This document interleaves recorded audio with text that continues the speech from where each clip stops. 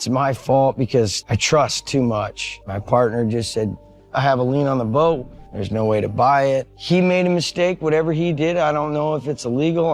I don't know what, because my lawyer can't even figure it out. Basically, all the money that I invested in it, it's lost. I just can't thank you enough for taking me back to the Northwestern. I'm trying to be a captain, an owner, had it all and lost it in seconds. The Alaskan Sea has claimed another life. This time, it's Captain Jake Anderson from Deadliest Catch. If you've ever watched the show, you know it's not just about catching crabs, it's about survival in one of the harshest environments on Earth, the freezing, unforgiving Bering Sea. For over 20 years, fans have been captivated, glued to their screens, witnessing fierce waves, bitter cold, and the relentless battle against nature. But beyond the dramatic footage, there's a much darker story. What's the true cost of life on the sea, and what sacrifices do these fishermen face that we never see on camera? The dark side of Deadliest Catch. Reality TV shows have given us a lot of drama, love triangles, heated arguments, and wild escapades, but there's one show that takes us into a world where the stakes are higher than any love drama or competition: Deadliest Catch. For over 2 decades, this series has shown us the brutal, dangerous world of Alaskan crab fishermen. The show has captured our attention with its nerve-wracking scenes of massive waves, freezing temperatures, and the constant threat of danger. But beyond the adrenaline-fueled moments, there's a much darker story that unfolds. One of deep loss, personal struggles, and the toll this grueling profession takes on the lives of those who risk everything to survive. It's easy to get hooked on the drama of the show, the massive boats battling monstrous waves, the high-stakes competition between captains, and the cold, unrelenting Bering Sea. But the real story isn't just about the danger at sea. Deadliest Catch shows us the human side of these fishermen, their pain, their losses, and the weight they carry every day. These men and women don't just fight the elements. They battle personal demons, tragic events, and the harsh realities of life on the water. Take Captain John, for instance. When a storm rolls in on the Bering Sea, he's faced with a decision that could cost him everything. The sea doesn't give second chances. It's not just the waves that are dangerous, but the emotional toll that comes with trying to stay ahead of the competition while navigating life's challenges. Sure, Deadliest Catch makes it look like these captains are isolated on a massive, empty ocean, but the reality is far from it. While each boat might seem like an island in itself, the Bering Sea is filled with other fishing vessels, each one racing against the others to catch as many crabs as possible and make a profit before time runs out. And when you're competing for your livelihood on a dangerous ocean, you better believe no one is going to give up a good spot easily. Jake Anderson is another familiar face on Deadliest Catch, and his story is one that speaks to the resilience of the human spirit.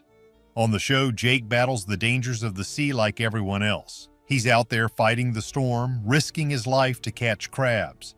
But what viewers don't always see is the heavy burden Jake carries from his past. Before becoming a fisherman, he struggled with severe drug addiction and spent 2 years living on the streets.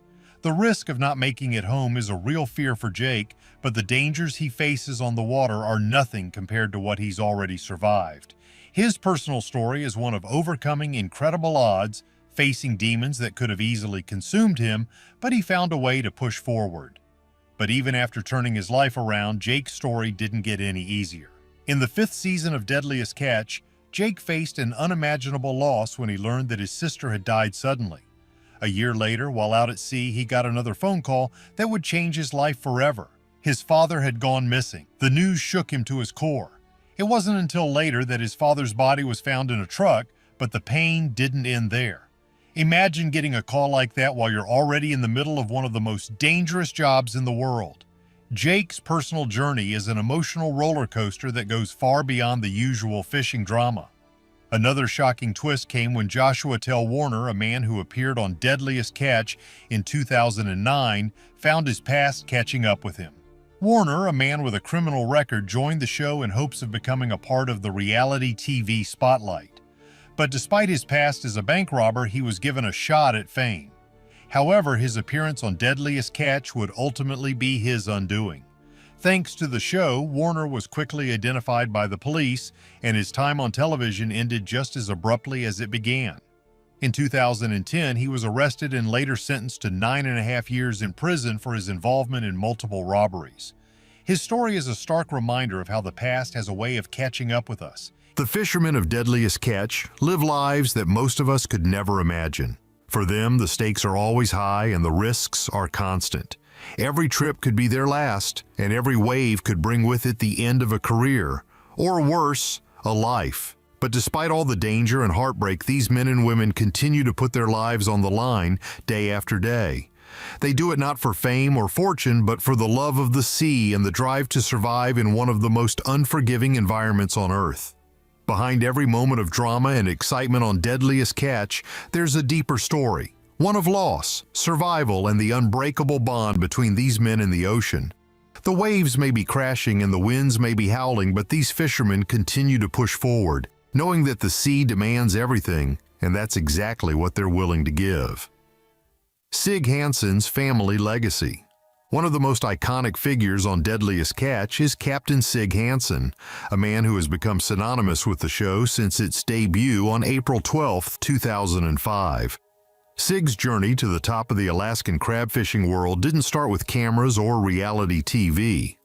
Born in Seattle, Washington on April 28, 1966, Sig's story began long before he became a household name.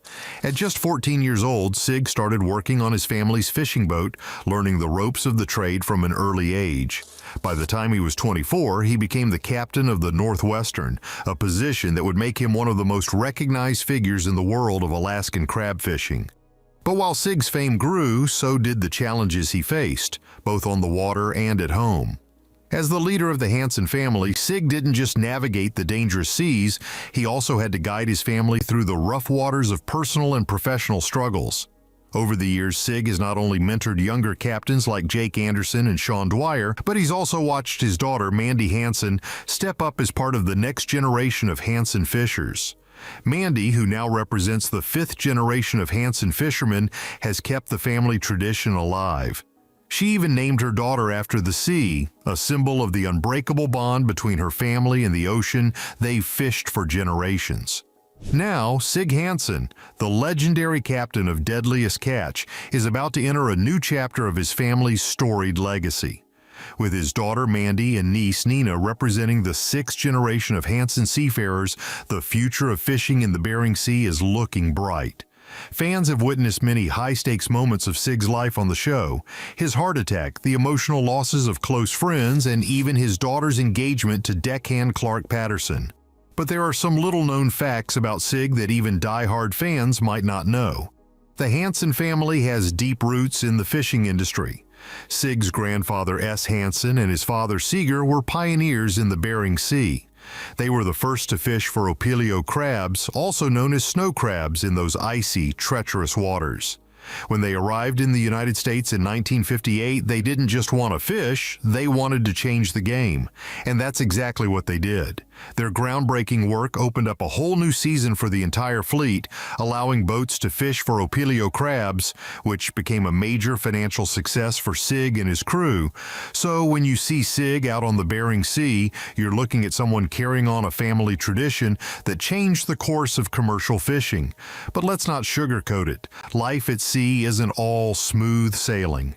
In fact, Deadliest Catch has captured some of the most tragic and emotional moments in reality TV. One of the most heart-wrenching was the death of Captain Phil Harris in Season 6.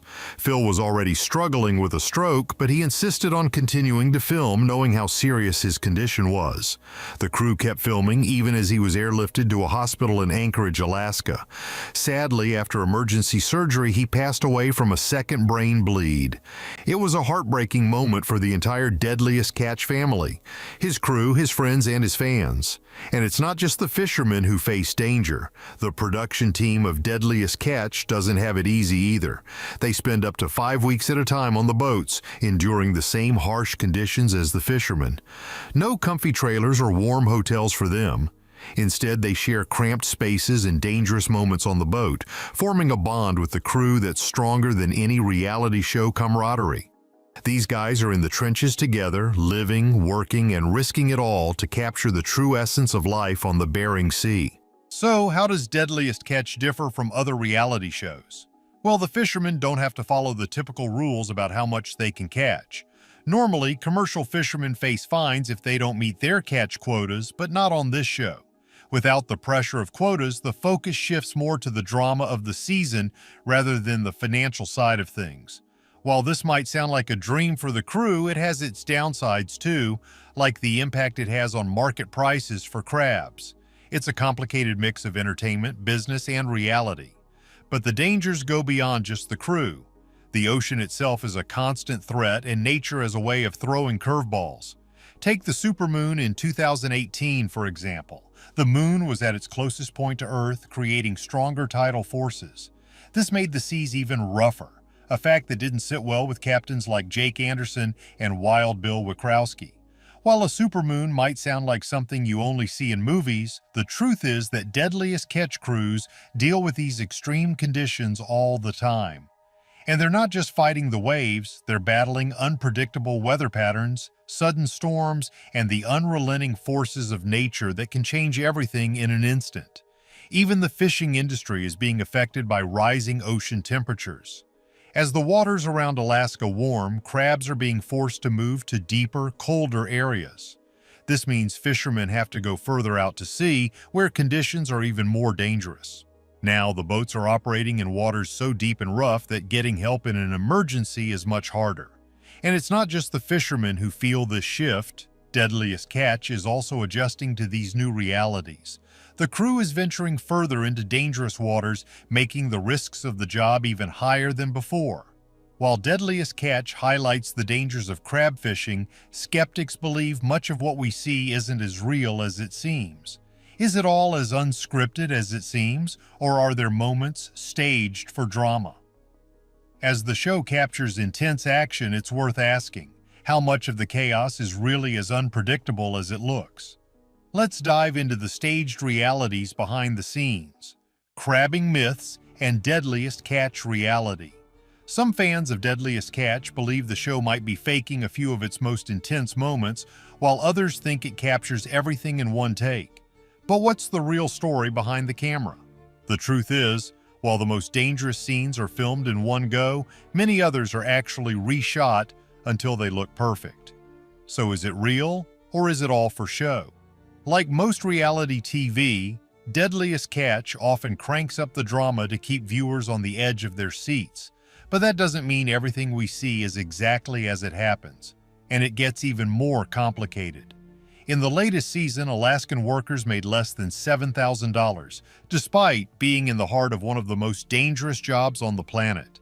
This is especially shocking when you consider how much the show earns. The king crab fishing season takes place around Alaska's Bering Sea and the Yuan Islands, with crabs caught not just in Alaska's waters but also in Russian and international zones. While the crabs are shared worldwide, Alaska-based crew members earned peanuts compared to the non-residents on the show. According to the Alaska Film Office, just 8 local crew members earned less than $7,000 each, while 35 crew members from out of state took home a combined total of a whopping $1.3 million. So where's all that subsidy money going? The show has received massive support from the state, with producers getting around $691,000 in state incentives for the 8th season alone. The costs of filming are high, with around $285,000 going toward shipping and transport and another $231,000 spent on food and lodging.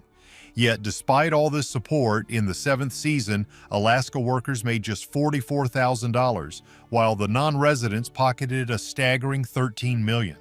That's a pretty crazy gap for a show that receives so much public funding. But here's the twist. While the pay gap is concerning, things have gotten much safer for the fishermen in recent years. Since the introduction of a catch share system in 2005, the chaotic crabbing rush has slowed down significantly. Before that, it was a free-for-all, with hundreds of boats speeding into the Bering Sea during a short, hectic winter season. These days, each boat has a specific amount of crabs to catch over a longer period, making things safer for everyone. It's still a deadly job, with the fatality rate being about 80 times higher than most other occupations, and it's estimated that one crab fisherman loses their life every week during the season. However, veterans in the industry are noticing the change. Bill Prout, a veteran crabber from Kodiak, has seen firsthand how the ability to wait for good weather is saving lives. Lance Farr, a third-generation crabber from Seattle, agrees. He says sleep deprivation, which used to be a huge issue, is no longer a problem thanks to the Catch Share program, which has made the job far less grueling. Skipper Cale Garcia has also seen the shift, acknowledging that while the show still needs some drama, the reality of the industry has changed. Crabbing in the Bering Sea, once known for its dangerous chaos, is now one of the safest fisheries. This safety improvement is also due to the Alaska Bering Sea Crabbers, a group that represents all the crab fleets in the region. Their work helps the fishermen come together, negotiate better terms, and ensure everyone's safety. What's even more interesting is that in different parts of the world, Deadliest Catch has different narrators to give the show a more local feel. In the United States, the voice we all know is Mike Rose, but in the United Kingdom, it's Bill Patterson, and in Malaysia, Nasir Balir takes over. This global approach seems to be working, as the show continues to capture the hearts of viewers all over the world. And it's not just about the crashing waves and fierce weather. The camera reveals the real story, capturing the struggles, the sacrifices, and the risks these fishermen face every day. So, is Deadliest Catch real? Well, it's a bit of both. It's reality, but with a bit of Hollywood magic sprinkled in. But no matter how they film it, one thing is clear: these fishermen aren't just battling the sea, they're also fighting for survival on every level. Tragedy and drama on Deadliest Catch. Filming Deadliest Catch is anything but easy, and it's not just the weather that's a problem. With rough seas, strong winds, and salt water everywhere, cameras don't stand a chance. In fact, every season they capture around 30,000 hours of footage, but only a fraction makes it to your screen. This is because editing down all that chaos into the most exciting moments is a huge job. And let's not forget, cameras break or get lost all the time in these harsh conditions. And here's something you might not know. On the show, there's always a bad guy.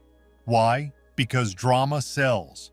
Producers love creating storylines where it feels like there's a battle between good and evil, even though the crab fishers are all after the same thing: the catch of the day. They pick people who naturally add tension, making us root for one side and against the other. It's all part of the drama that keeps you glued to your screen.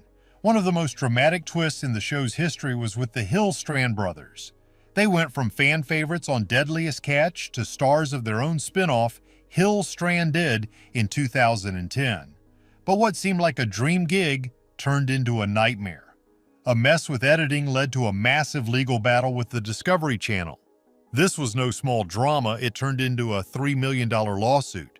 As a result, the Hillstrand brothers, along with Captain Sig Hansen, walked away from the network, leaving fans shocked and disappointed. Then there's Captain Elliot Nessa. This guy didn't shy away from confrontation, making him a standout character, but when he left in season 11, fans were left wondering, what happened?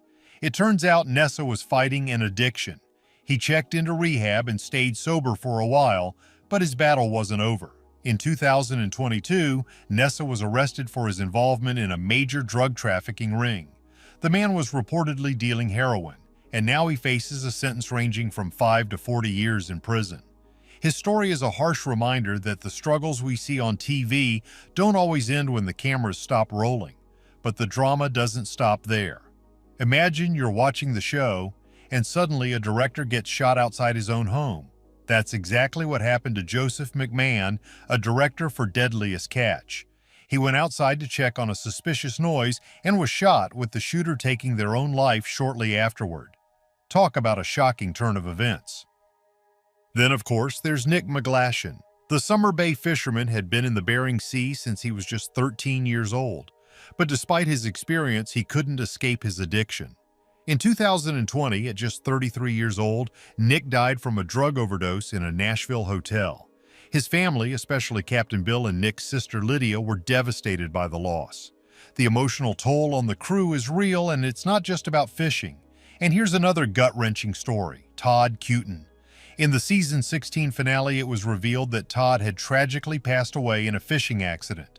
His death shocked both fans and his fellow crew members, leaving them in deep mourning.